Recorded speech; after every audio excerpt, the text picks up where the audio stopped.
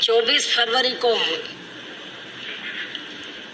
माननीय चेयर से मुझे यह आश्वासन दिया गया था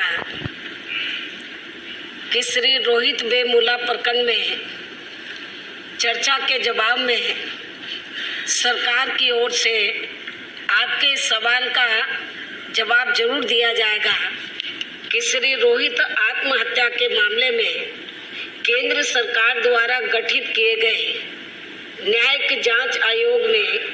एक दलित सदस्य को रखा है या नहीं रखा है। मान्यवर, मुझे खेद के साथ ये कहना पड़ता है कि मेरे इस सवाल का जवाब मानव संसाधन विकास मंत्री ने सही नहीं दिया। हालांकि जब मैंने 24 फरवरी को माननीय सदन में रोहित का मामला, आप मेरी बात ध्यान से सुनो, बहुत इम्पोर्टेंट मामला है। हालांकि जब मैंने 24 फरवरी को माननीय सदन में रोहित का मामला उठाया था तो उसी दिन मुझे ऐसा लग रहा था कि यदि इन्होंने जांच आयोग में एक भी दलित सदस्य को रखा होता तो इनको उसी दिन मेरे बार बार इस सवाल को पूछने का जवाब तुरंत ही माननीय सदन के सामने रखना चाहिए था, लेकिन ऐसा उस दिन नहीं किया गया। जबकि इस मामले में सच्चाई ये है कि इन्होंने जांच आयोग में एक भी दलित सदस्य को नहीं रखा है। इसलिए संबंधित मंत्री उस दिन इस बात को इधर उधर की बातें कहकर टालती रही और आज भी इन्होंने मेरे इस सवाल का जवाब सही नहीं दिया है, क्योंकि इस मामले में वास्तविकता ये है कि इन्होंने जो जांच आयोग का गठन किया है उसमें एक भी दलित सदस्य नहीं है और जिस अकेले सेवानिवृत्त न्यायमूर्ति श्री अशोक कुमार रूपेनवाल की अध्यक्षता में ये जांच आयोग बना वह भी अपर कास्ट समाज का है। सिंगल मैन की अध्यक्षता में बना था, वह भी अपर कास्ट समाज का है। और इस बात का सबूत दिनांक 2 फरवरी को मानव संसाधन विकास मंत्रालय द्वारा जारी किया गया इनका खुद का अपना गजट है, जिसके मुख्य अंश में माननीय सदन के सामने रख रही हूँ और इसकी एक कॉपी मैं माननीय चेयर को भी दे रही हूँ और जो नेतागण है उनको भी इसकी मैं कॉपी दे रही हूँ। मान्यवर, मुख्य अंश इस प्रकार से है कि केंद्रीय सरकार जांच आयोग अधिनियम 1952 का 60 की धारा 3 द्वारा प्रदत्त शक्तियों का प्रयोग करते हुए हैदराबाद विश्वविद्यालय में घटनाओं जो श्री चक्रवर्ती आर वेमुला की मृत्यु का कारण बनी की जांच करने के लिए न्यायमूर्ति अशोक कुमार रूपेनवाल सेवानिवृत्त की अध्यक्षता में जांच आयोग की नियुक्ति करती है। आयोग को सौंपे गए कृत्य निम्न अनुसार इस प्रकार से होंगे: उन तथ्यों और परिस्थितियों की जांच करना जो हैदराबाद विश्वविद्यालय में एक शोध विद्वान श्री चक्रवर्ती आर वेमुला की मृत्यु का कारण बने और इस चूक यदि कोई हो के लिए उत्तरदायित्व निहित करना, विश्वविद्यालय में छात्रों के लिए विद्यमान शिकायत निवारण व्यवस्था का पुनर्विलोकन करना और सुधार संबंधी सुझाव देना। आयोग अपनी जांच करेगा और केंद्रीय सरकार को अपनी रिपोर्ट और सिफारिशें इसकी नियुक्ति के 3 मास के भीतर प्रस्तुत करेगा। इस प्रकार इस जांच आयोग में एक भी दलित सदस्य नहीं रखा गया है। इससे इनकी रोहित को न्याय देने की मानसिकता हमें पूरे तौर से कोरी बेईमानी व दलितों को धोखा देने वाली ही नजर आती है। इसके साथ ही यहाँ मैं ये भी कहना चाहती हूँ कि जो ये जांच कमीशन बनाया भी गया है, बहुत इम्पोर्टेंट बात है, जो ये जांच कमीशन आप फिर रह जाएगा सारा जिसके लिए आपने मुझे समय दिया है, जो ये जांच कमीशन बनाया भी गया है वह section 3 commission of inquiry act 1952 के तहत बनाया गया है। बहुत ही इम्पोर्टेंट बात मैं माननीय सदन के सामने रख रही हूँ। इस कमीशन में इलाहाबाद हाई कोर्ट के एक सेवानिवृत्त जज को सिंगल मेंबर बनाया गया है, जो कि हमारी जानकारी के हिसाब से वे अनुसूचित जाति के नहीं हैं। हमारी पार्टी का ये भी कहना है कि जब सेक्शन 3 के अनुच्छेद 2 में ये तो यही बात है ना, प्लीज मेरी बात तो आप सुन लीजिए पहले, ये प्रावधान है। आप मेरी बात तो सुने, प्रावधान है 2 मिनट 2 मिनट नहीं, आप इम्पोर्टेंट बात है, रिप्लाई हो गया, ध्यान है कि मंत्री का रिप्लाई हो गया, कमीशन में सरकार मंत्री का रिप्लाई हो गया। एक से ज्यादा, भाई आप मेरी बात तो रखने दो, कि सरकार कमीशन में 1 से ज्यादा सदस्य बना सकती है, तो फिर सरकार रोहित के मामले में कमीशन को बनाते समय इसमें 1 से ज्यादा सदस्य बना सकती थी और अब भी बना सकती है, लेकिन सरकार अभी तक भी इस मामले में अपनी चुप्पी साधे हुए है। इससे इनकी दलित विरोधी मानसिकता हमें साफ नजर आती है।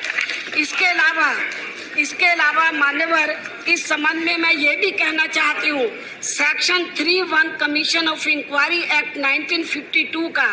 जिसके तहत कमीशन नियुक्त किया गया है, में ये जरूरी शर्त रखी गई है कि कमीशन नियुक्त करने का अध्यादेश गजट में प्रकाशित करने से पहले केंद्र सरकार को इस बात की कानूनी बाध्यता है कि वो संसद के दोनों सदनों में एक प्रस्ताव कमीशन बनाने के लिए लाकर उसे पास करवाएगी और उसके बाद ही फिर उसका गजट नोटिफिकेशन जारी करेगी। परंतु इस मामले में केंद्र की सरकार कोई भी प्रस्ताव संबंधित कमीशन को बनाने के लिए संसद के किसी भी सदन में नहीं लाई है और इसके बिना ही सीधे उसका गजट नोटिफिकेशन दिनांक 2 फरवरी 2016 को जारी कर दिया गया है, जबकि उस समय संसद भी नहीं चल रहा था। ऐसी स्थिति में हमारी पार्टी का इस संबंध में ये कहना है कि ऐसा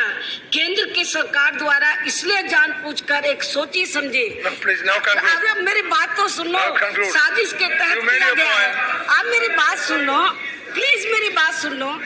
किया गया है जिससे कि आगे चलकर ये कमीशन ऑफ इंक्वायरी अदालत से गैर कानूनी घोषित हो जाए और फिर कमीशन द्वारा दी गई रिपोर्ट अवैध व गैर कानूनी करार कर दी जाए। और ये सब केंद्र की सरकार की दलित विरोधी मानसिकता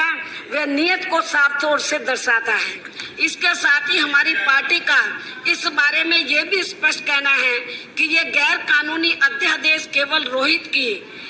की आत्महत्या के मामले को दबाने व ठंडा करने तथा इसके मुख्य दोषियों को बचाने आदि की नीयत से किया गया है, न कि रोहित को तथा यूनिवर्सिटी में पढ़ रहे अन्य और दलित छात्रों को न्याय दिलाने के लिए। और ऐसा इसलिए किया गया है क्योंकि इस प्रकरण के अधिकांश दोषी लोग आरएसएस के कट्टर समर्थक बताए जा रहे हैं, जिन्हें केंद्र की सरकार अंदर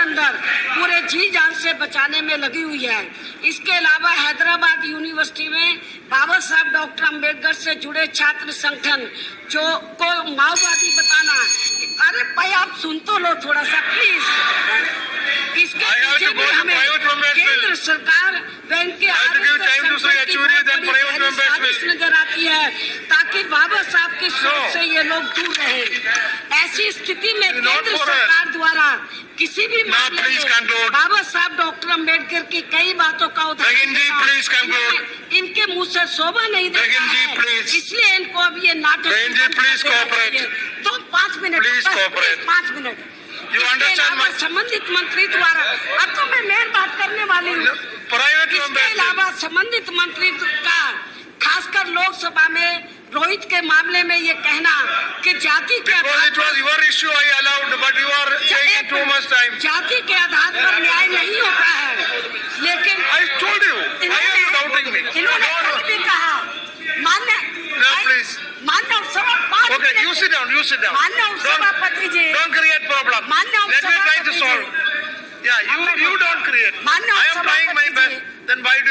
मानव सभापति जी, केवल मैं 5 मिनट का समय ले रही हूँ, रिक्वेस्ट कर रही हूँ।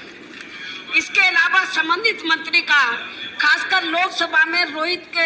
या इस सदन में भी और लोकसभा में भी रोहित के मामले में ये कहना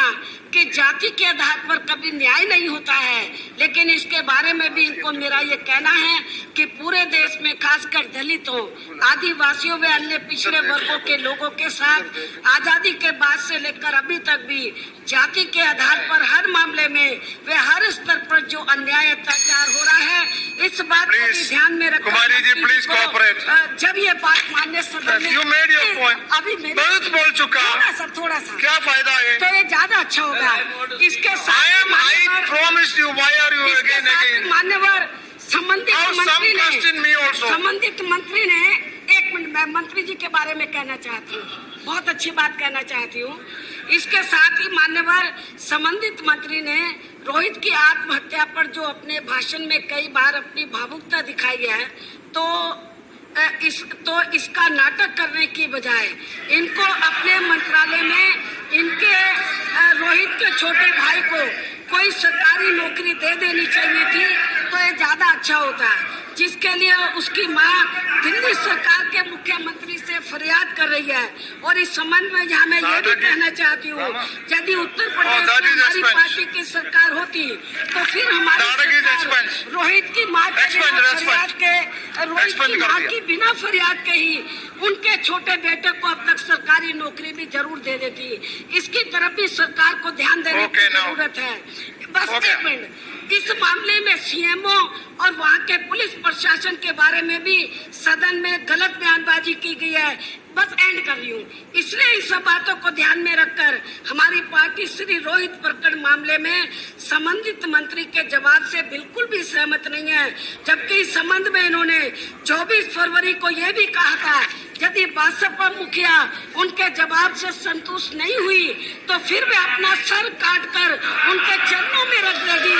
जिसे याद दिलाते हुए अब मेरा मंत्री से ये कहना है, क्या अब वह अपने इस वायदे को पूरा करेंगी?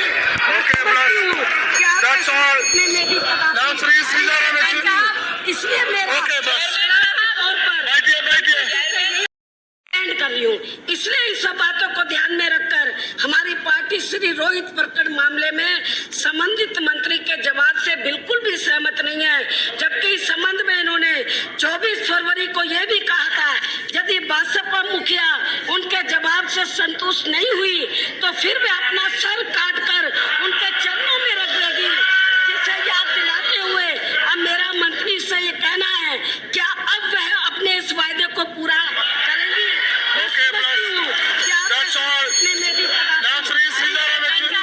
इसलिए मेरा तौर पर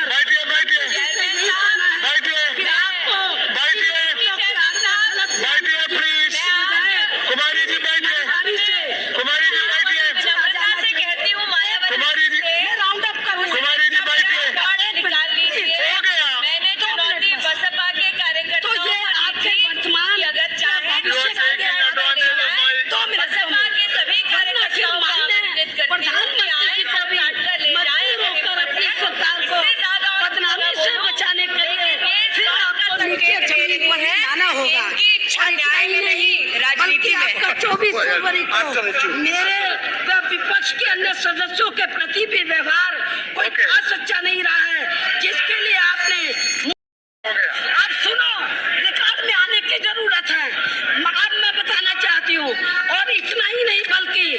आपका माननीय मंत्री जी का 24 फरवरी को मेरे व विपक्ष के अन्य सदस्यों के प्रति भी व्यवहार कोई खास अच्छा नहीं रहा है, जिसके लिए आपने यानी कि मंत्री जी ने मुझसे कल लॉबी में आकर माफी भी मांगी थी। और फिर मैंने एक महिला और आपसे बड़ा होने के नाते कल तो आपको माफी कर दिया है, मैंने माफी कर दिया है,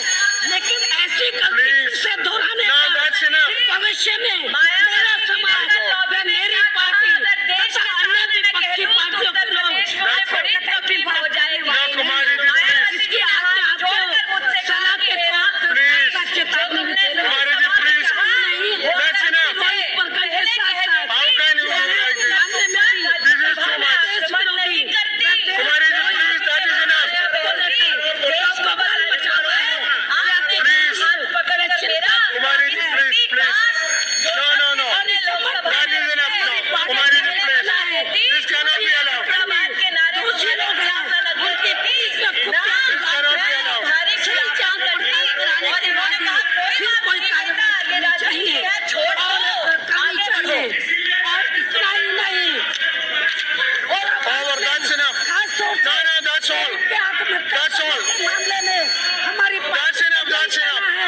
इस मामले की अलग से चर्चा कराने की बजाय जो के साथ इकट्ठा ले लिया गया है, खासकर बीजेपी